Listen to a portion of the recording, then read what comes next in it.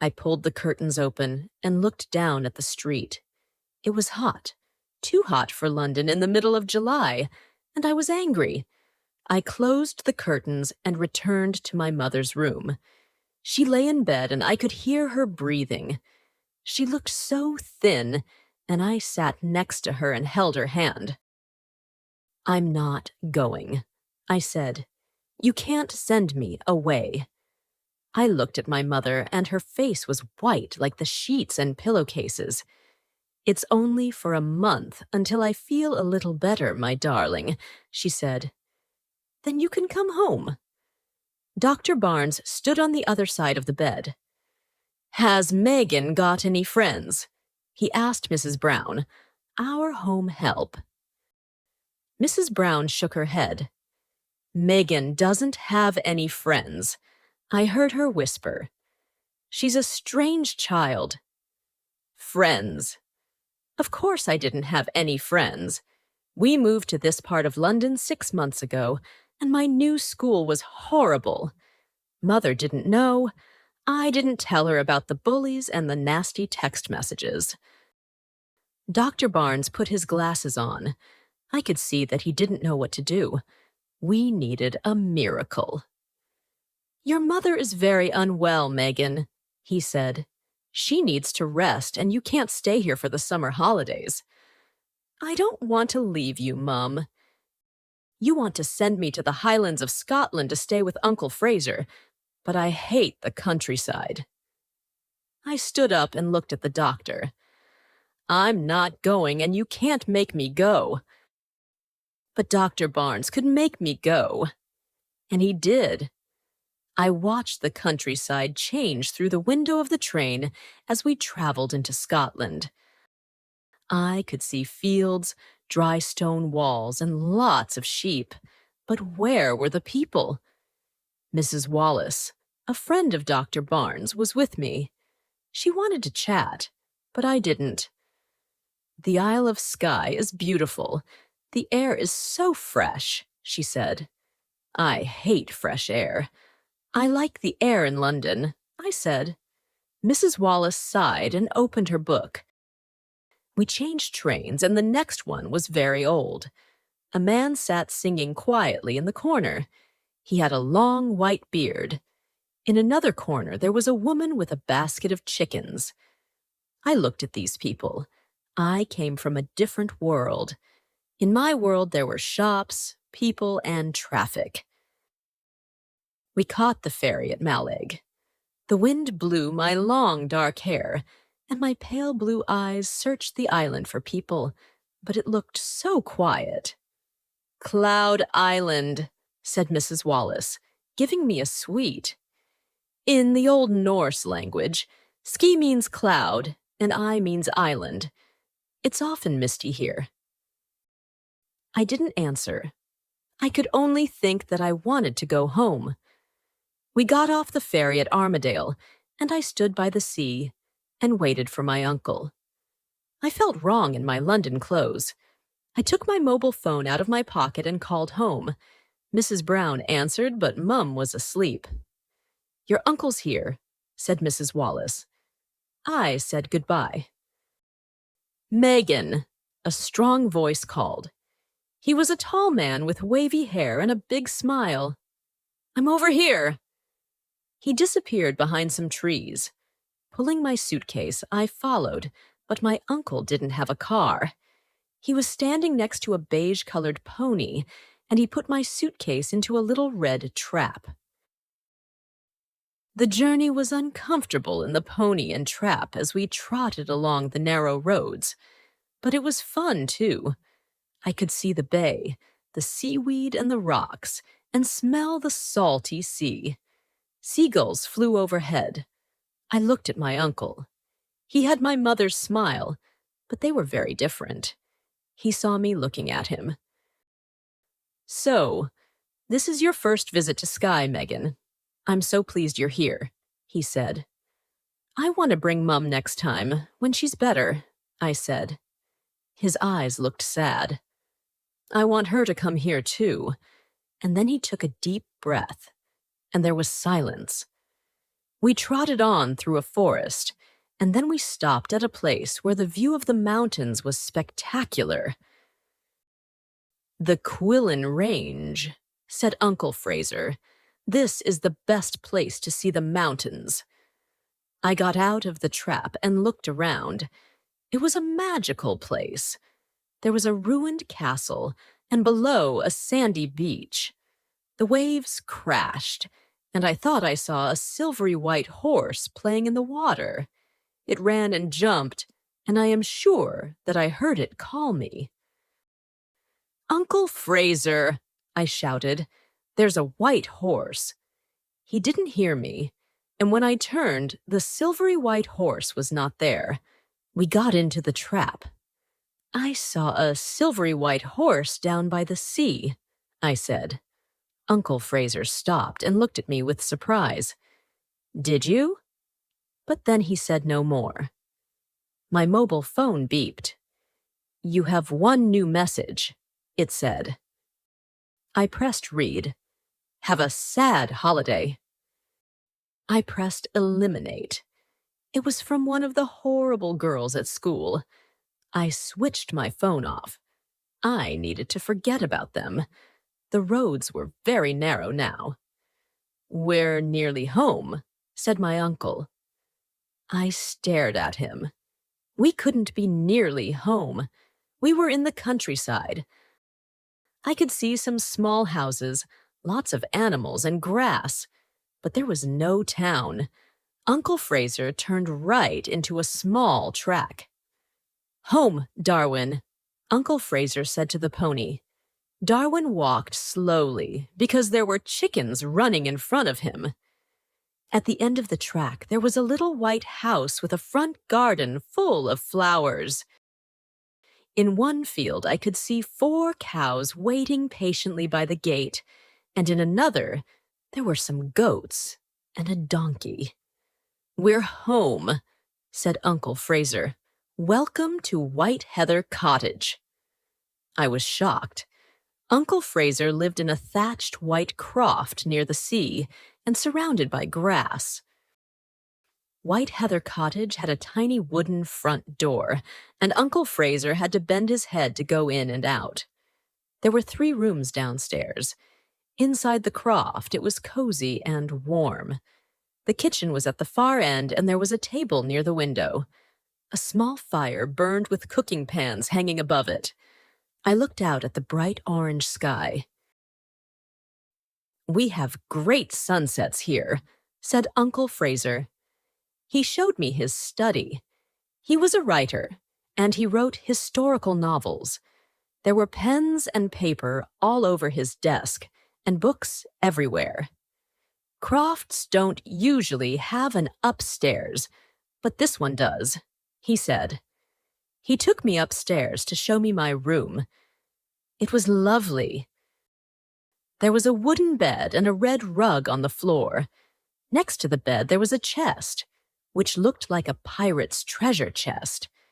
There was a small desk near the window and a vase of fresh white heather. There were pictures of animals and wildflowers hanging on the walls. Uncle Fraser's bedroom was at the end of the corridor, and there was a small bathroom with a bathtub and a pile of soft white towels. "It's very pretty," I said to Uncle Fraser. "But do you get lonely here?" "Oh, no. I have friends who live in the village, and I have my animals." We went downstairs and had dinner.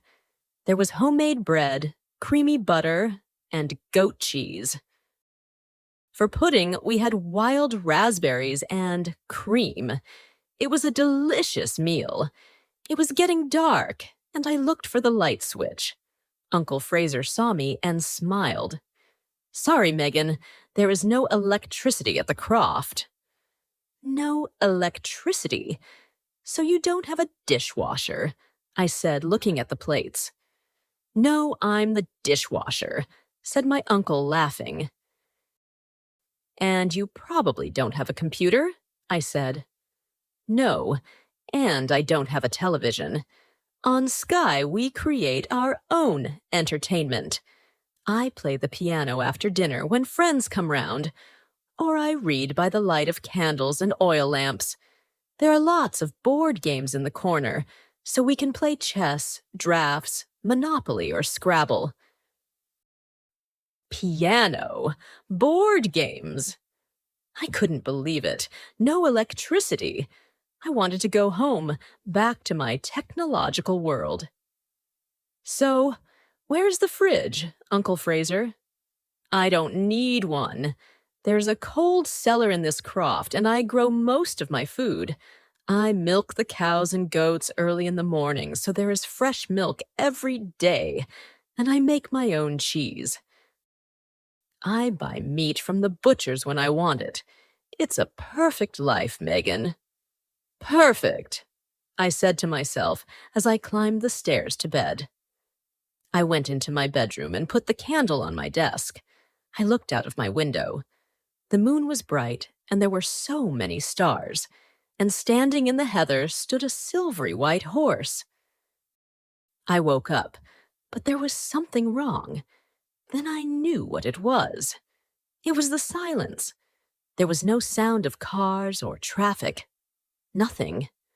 I opened my window and listened, and then I heard a bird sing and a sheep call under my window. I dressed quickly and went downstairs. A big cat sat in front of the fire. It looked like a tiger with its red, white, and gray stripes. My uncle was in the kitchen. "Good morning, Megan. Did you sleep well?" "Yes, I did. I slept very well," I said. And I saw the silvery white horse again, Uncle Fraser, before I went to sleep. My uncle looked surprised, but he said nothing and put 2 bowls on the table. "Why do you look surprised, Uncle Fraser, when I tell you about the white horse?" Uncle Fraser sat down. "There is a legend, Megan, of a silvery white horse. Some people say it is a unicorn." "A unicorn," I said. Maybe the horse I saw was a unicorn. It was a long way away, and it was difficult to see. What does the legend say? I don't know. Uncle Fraser put a big bowl of porridge on the table. A shepherd saw the unicorn, but it was 100 years ago now. This was exciting news. Who can tell us about the unicorn? My uncle poured me a glass of fresh milk. Old Mrs. McTaggarty knows the legend. She's the old woman who lives on the other side of the village. We can ask her. Now eat your breakfast and no more questions. The porridge was delicious, and I ate it with cream and sugar. The cat came and sat next to me. "This is Marmaduke. You didn't see him last night because he likes to catch mice in the barn," said my uncle. "Let's go outside, Megan. I have a surprise for you." Uncle Fraser showed me his vegetable garden. There was a spinach, carrots, potatoes, and leeks, and there were rabbits trying to eat the lettuce. Uncle Fraser chased them away, and they jumped over the dry stone walls. Uncle Fraser had a field of sheep, 4 cows, 3 goats, and a lot of chickens. He showed me how to milk the cows, and it looked easy when he did it. The milk squirted into the bucket, but when I tried, nothing came out. "Oh, Uncle Fraser, I can't do it," I said. "The animals don't know you, Megan," said my uncle. He took my hands, and you need warm hands. Near the croft, there was a small barn and stables. I looked inside the first stable. "You met Darwin yesterday," said my uncle, patting the beige pony's neck. "He's my trap pony." In the second stable, there was a cream-colored pony with black spots. "This is Moon. My neighbor's son, Ben, often rides him." I touched his nose. It was so soft. "Why do you call him Moon?" "Because when you look at the moon, it is cream-colored, but there are little black marks. I think he's the color of the moon," Uncle Fraser moved to the third stable where there was the prettiest pony. It was beige with a blonde mane and tail and had big, dark eyes. "This is your pony, Megan, and her name is Dolly."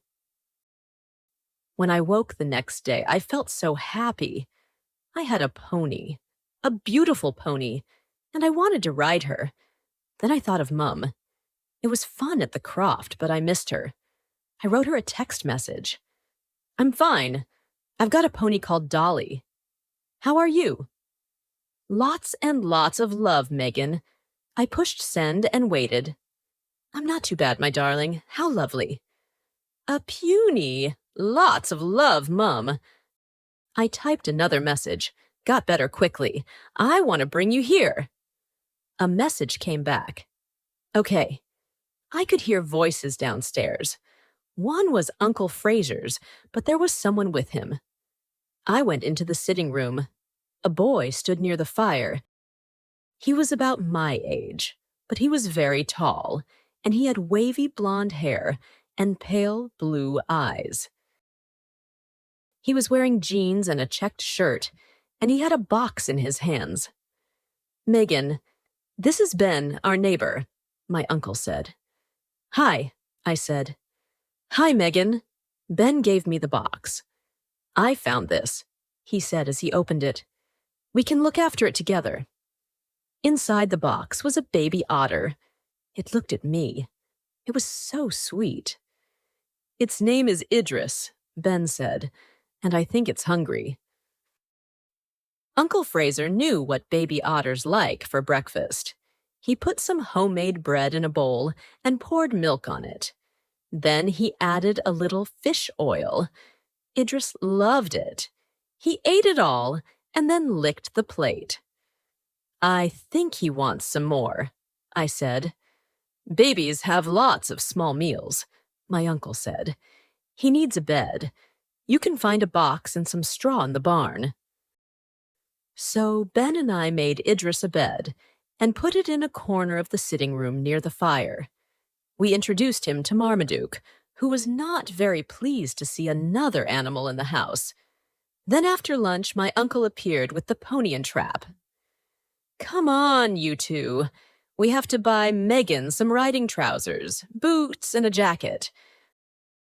We are in the Highlands of Scotland, and sometimes mists come down, and it can get very cold." We drove into Portree, the main town on Skye. "Portree in Gaelic means Kingsport," said Ben.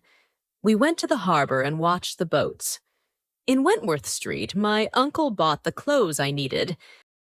Then we went to the post office, and I sent Mum a postcard with a Highland cow on it. Ben had dinner with us in the Croft, and after dinner, Uncle Fraser played the piano. We sang hymns and old songs. Then we all sang the Skye boat song. "Speed, bonny boat, like a bird on the wing onward." The sailor's cry, "Carry the lad that's born to be king over the sea to Skye." Idris and Marmaduke thought we were very strange. Ben came to the Croft the next morning. He gave me a riding lesson, and then we decided to take Idris out for a walk and pick wild raspberries for tea. "Don't forget your jacket," said Uncle Fraser. "The weather looks uncertain, and don't go far." "Okay," we both said. Idris was happy to go out with us. He ran and jumped among the wildflowers, and when we reached the small loch, he swam. Otters are playful animals, and Idris made a mud chute. He was very happy because now he could slide into the water. Ben and I sat in the warm sunshine and watched him. "Why did Uncle Fraser tell me to bring a jacket?" I said to Ben. "The weather's hot." Ben smiled. "The weather's warm now, but it can change very quickly." We decided to pick some raspberries. There were some growing near a small wood, and we picked lots. Then we saw black currants, so we went into the wood and Idris followed us. The black currants were big and delicious. Did I tell you I saw a unicorn? I said to Ben as we walked along a little path. Ben laughed. Unicorns don't exist. That's what I thought. But Uncle Fraser said that a shepherd saw one here 100 years ago. There's a legend, he says, but we need to speak to old Mrs. McTaggarty. Ben turned and looked at me. You want to speak to Dolores McTaggarty? Do you know who she is? No, I said, eating some more black currants. We went down another path. Some folks say she is a witch. She lives in the Black House. It's the Croft on the headland down by the beach. She doesn't come to the village very often. Mr. Mackey, who owns the grocers in the village, takes her food. Why do the villagers think she is a witch? I asked. Because the wild animals come to her. Eagles fly down and sit on her hand. The red deer come to her door for food. And so do the seals. That doesn't mean that she is a witch, I said. Well, you can't go to her house alone. I'll come with you. Ben said, and then he stopped and looked up at the sky. A cold wind blew, and the blue sky was now gray. We must go back, said Ben, and he put Idris in his pocket. We turned round, but the mist came down. The white mist swirled all around, and we couldn't see the path in front of us. We were lost. Walk slowly and hold my hand, said Ben. It was very cold, and soon our hair was wet. Thank goodness I had my jacket. Ben had a small torch and whistle tied on his jacket, but we were far from any houses and crofts. No one heard our calls. We walked on until suddenly there was a noise. It came from behind a tall tree. What was that? Cried Ben, shining his torch. But I knew. Just in front of us, in the circle of torchlight, stood the silvery white unicorn. It bowed its head and looked at me with its dark eyes. It called softly. It's the unicorn, I said to Ben. It wants to show us the way home. But then, you don't believe in unicorns. Ben smiled. I didn't. But I do now. Let's follow it. We could see the silvery white unicorn clearly as we followed it through the wood. Slowly and patiently, it led us across the fields to White Heather Cottage. The lights were on, and as we walked through the gate, the unicorn turned and looked at me.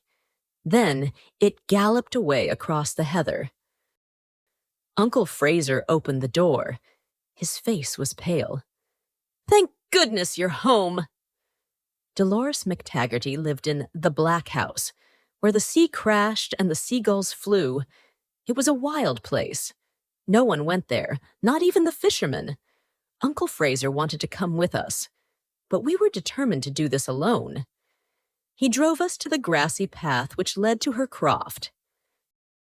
Take her some raspberry jam, said Uncle Fraser. Tell her it's from me.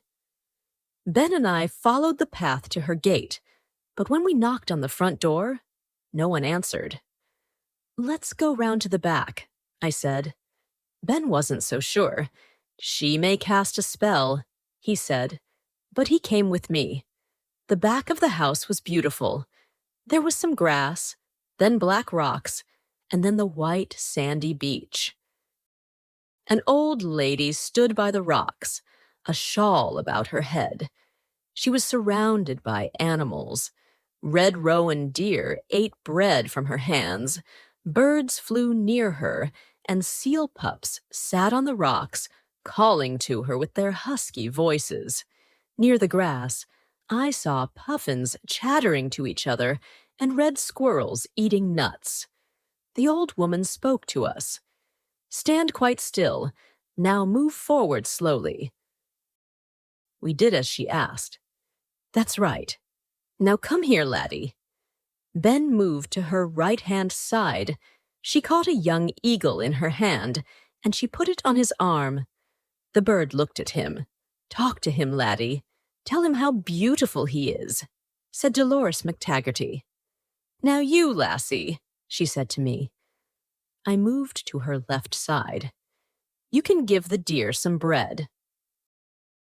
The deer were not afraid, because the old woman was there. They took the bread from my hand. "That's all for today," Dolores McTaggarty said to the animals. The eagle flew into the air, the deer went off across the field, and the seals returned to the sea. Mrs. McTaggarty looked at us. "Let's go in and have a nice cup of hot chocolate." The Black House was dark and oppressive from the outside, but inside it was light and cozy. "Mrs. McTaggarty, here is some raspberry jam for you," I said, giving her the jar. "It's from my Uncle Fraser." Dolores McTaggarty thanked me for the jam, but as she took it, she looked into my eyes. "Oh," she said, The tea leaves said a girl will come." She took my hand and we sat down. "It's her eyes," she said to Ben. "This girl's got magic in her eyes." "Has she?" said Ben. "We came to speak to you about the unicorn." Dolores McTaggarty stared at us. "So it's true," she whispered. "Kendra, the last unicorn, is back. The seals told me he was here." "Mrs. McTaggarty," I said, "the unicorn helped us the other day when the mist came down. It led us back to the house. Uncle Fraser said that you know the legend." "Oh, yes, I know the legend. It's your magic eyes that woke Kendra from his sleep, and now he wants to help. The legend says that Kendra will come back when he is really needed. You need him, lassie, don't you?" I nodded. "Yes," I said softly. "Touch the unicorn, and you can have whatever wish your heart desires." Dolores McTaggarty took us to the door, and she brushed my face with her hand. "Go, lassie, and find Kendra. There's a full moon tonight, and the weather's warm. Let's have a barbecue on the beach," said Uncle Fraser. "That's a great idea," I said. "We can collect wood and build a fire. I've got potatoes and hamburgers. I went to the butcher's in Portree this morning," Uncle Fraser said, as he went down into the cellar. I sent Mom a text message. "How are you? I love you. Megan." I waited, but she didn't reply, so I phoned. Mrs. Brown answered the phone. Her voice was sad. "The doctor's here, Megan. Your mum's not well at all. I'll ring you later."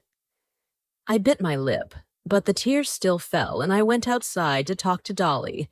I put my face in her mane until I felt better. "Kendra, where are you?" I said to the wind. Before the sun set, Ben, Uncle Fraser, and I carried our baskets of food to the beach. We collected firewood, and soon we had a big fire. The flames jumped, and we had a wonderful barbecue. The moon came out full and bright, and we sang round the fire. Uncle Fraser wore his kilt. He brought his bagpipes and his accordion and played us some bagpipe music first. He was really good. Then Uncle Fraser played his accordion, and Ben showed me some Scottish dancing.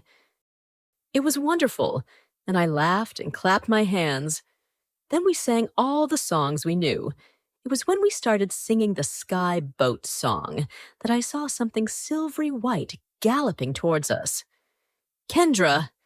It's Kendra!" I shouted, and I started to run towards the unicorn. My unicorn. The last unicorn. "Wait for me," shouted Ben, but I couldn't hear him. The unicorn was close now. I could see the horn in the middle of its forehead and its silvery mane, and then it stopped and stood quite still. Its dark brown eyes looked into mine, and it made a soft sound. Slowly, I went up to the unicorn. I touched its velvet nose, brushed its neck and its silken mane. "Make a wish," came 1,000 whispers. "Make a wish." I thought of the bullies at school. I wanted them to leave me alone, but there was something far more important. I touched the unicorn's horn and made a wish. The moon shone brighter, and suddenly I was alone. Kendra was galloping away, out to sea. The bright sunlight woke me up. It was late and I had slept deeply, and I felt happy, really happy, for the first time in a long while. My mobile phone rang, and I jumped out of bed. Where was it? I didn't use it very much at the Croft. I had so many other things to do, and phones and televisions were no longer important. I looked under my clothes and found it in the pocket of my jeans. Hello. Megan, it's Mrs. Brown. Dr. Barnes is here, and he wants to speak to you. I felt cold.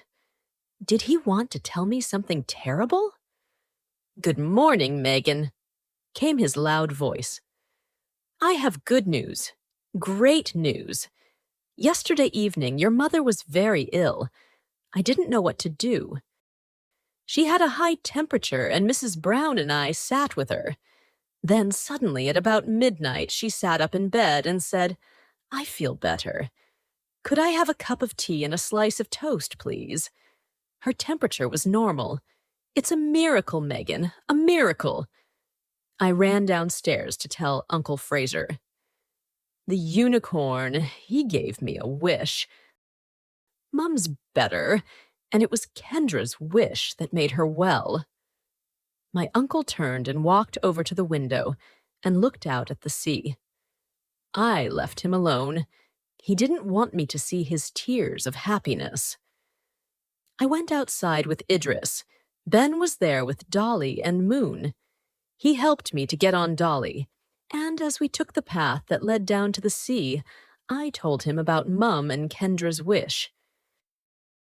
What will you do about the bullies at school when you go back, Megan? He asked. I'll speak to Mum when she's completely better, and to a teacher at school. It will be all right. I want you to come and visit me in London. I'll miss you, I said. I'll miss you more, said Ben. A month on Skye passed so quickly. I wanted to see Mum, but I didn't want to leave Ben, Uncle Fraser, the ponies, and Idris. Ben and Uncle Fraser looked at each other. It was a secret look. Megan, you can't take Idris or Dolly back home, so we have a present for you, said Uncle Fraser. It's outside in the trap. Dolores McTaggarty gave it to me, and she thinks you will be happy together. Sitting on my suitcase was a beautiful Cocker Spaniel puppy. Thank you, I said, and I hugged them. She's beautiful, but I don't want to leave you. We can write and speak on the phone, and you can come back soon, said Ben. Come back with my sister, Uncle Fraser said as he kissed my cheek. Come for New Year. We call it Hogmanay in Scotland. We have wonderful celebrations in the village. There is a custom here which brings good luck for the coming year. When the clock strikes midnight, some of us from the village go to Betty McCulister's house. We take a piece of bread, some money, and some coal. All these things bring good luck. The coal is so that the house is always warm. The bread is so there's always food to eat, and the money so that there is always money. Then we throw ashes out of the back door. Why do you do that? I asked. It's the old year leaving, continued Uncle Fraser. Then we have a party, said Ben. My uncle smiled. A fine party, he said. We sing and dance until morning. Do come, Megan. I looked at them. Hogmanay on Skye and Betty McCulister's party, singing songs round the piano with Uncle Fraser, Ben, and Mum. I wanted this more than anything else in the world. Yes, I said, and I hugged my uncle again. Then it was time to go. We rode in the trap to Armadale, and when we passed the ruined castle, I thought I saw a silvery white horse arching its neck and galloping in the waves. "Goodbye, Kendra," I whispered, and on the salty air there came a cry, and the little white horse called out to me. Of course, we knew this was not goodbye.